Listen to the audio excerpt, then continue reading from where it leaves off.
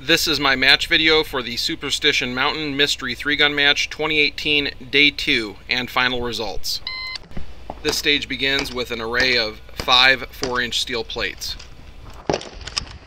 This popper is an activator for 2 disappearing clays and 2 moving clay targets. At this next array, the yellow steel is a no-shoot. I must knock off the plate on top of it without knocking it over. After engaging the rest of those, I shoot the door open. My rifle started slung around my body on this stage. As I move to position, I get it ready. I cannot load until I'm in the box.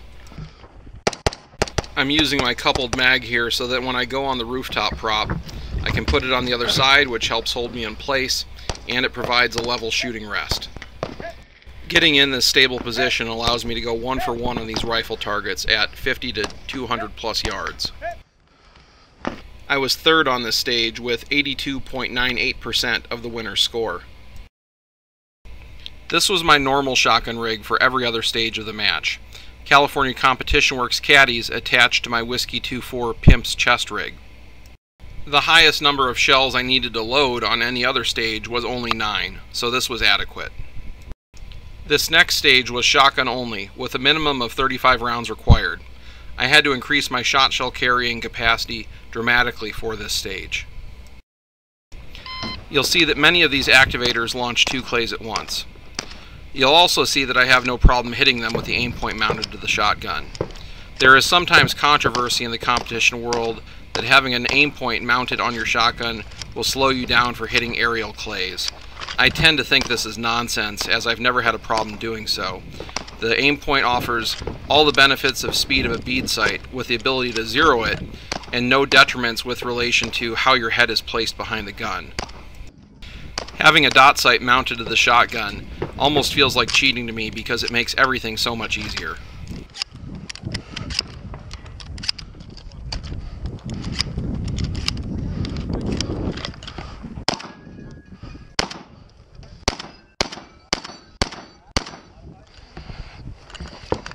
On the move here, I begin loading slugs. There are 6 slug targets from this next position.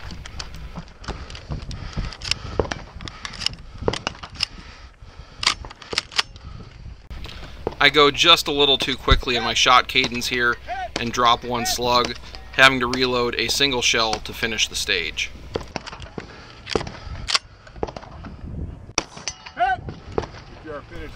I was 5th on this stage with 90.71% of the winner's score. This is particularly interesting to me because I don't use the more modern competitive load 2 or load 4 systems for my shotgun. Perhaps in Stealth Division, where the tube capacity is limited, being able to quad load matters a lot less for overall match performance. This stage begins with engaging pairs of steel targets.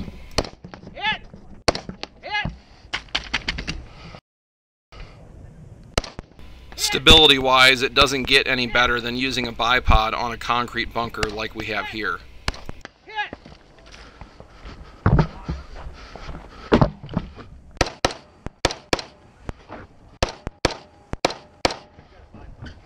This section of the stage is just about making sure that you don't forget to engage any targets as you move through it.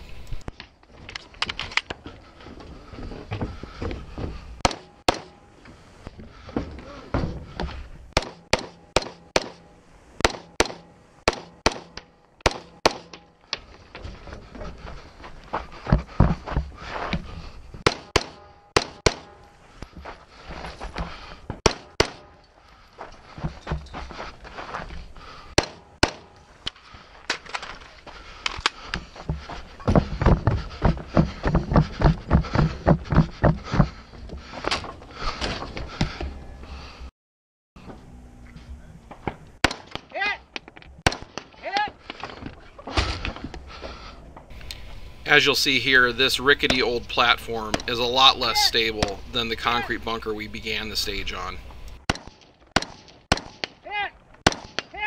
I was 4th on this stage with 76.86% of the winner's score. On this stage, the shooter begins inside a tank prop. Coming up through the hatch activates the 2 swingers on either side of the stage. The center popper activates those 2 disappearing targets.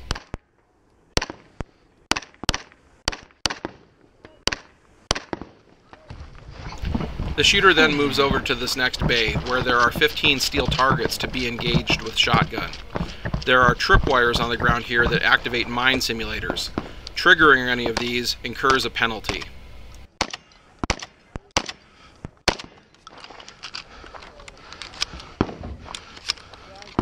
I scan at the end of the stage here because I know from my count that I've only shot 14 targets, not 15. I can't see where the 15th target is because I would have needed to go all the way to the back of the box on the right-hand section of the stage. Behind the gun is a left-handed shooter. I did not have the angle to see the target otherwise. Not engaging that target gave me a plus 15-second penalty, putting me 12th on this stage with 53.61% of the winner's score. This stage begins with a simple pistol plate rack. The shooter then grounds their pistol and retrieves their rifle to engage 6 rifle steel at about 50 yards.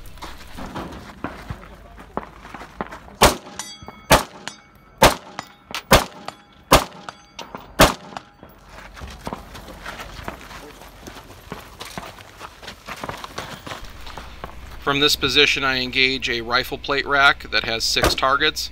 I then move on to the 3 LaRue targets.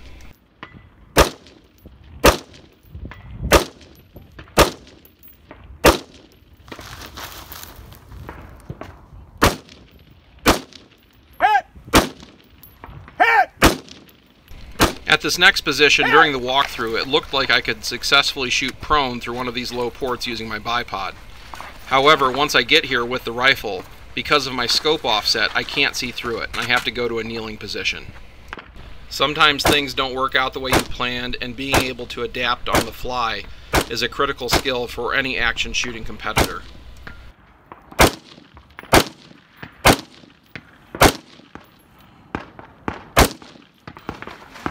The stage ends with a single knockdown steal here. I was 5th on this stage with 84.04% of the winner's score. Before anyone asks, yes, I did compete in this match wearing armor and a helmet. As my regular viewers are aware, I usually compete in armored or trooper divisions as applicable at other matches. Desert Brutality 2018 was not long before this match, and I got used to wearing this gear as a total system. While wearing this gear might make my movement marginally slower, I have become acclimated to how I need to handle my guns to shoot well wearing it, and removing it changes how my firearms handling works. With rifle and shotgun, I believe wearing it actually has a recoil dampening effect that allows me to shoot more quickly. In any case, with only a month and a half between major events, I didn't like the idea of changing up what I'm doing dramatically. Simply adding the shotgun shell carriers was all I needed to do to compete in this match. The helmet mount for my GoPro also gives me the best and most stable view out of any other mounting options I've tried. In the end, I took 3rd in Stealth Division with 78.19% of the winner's score.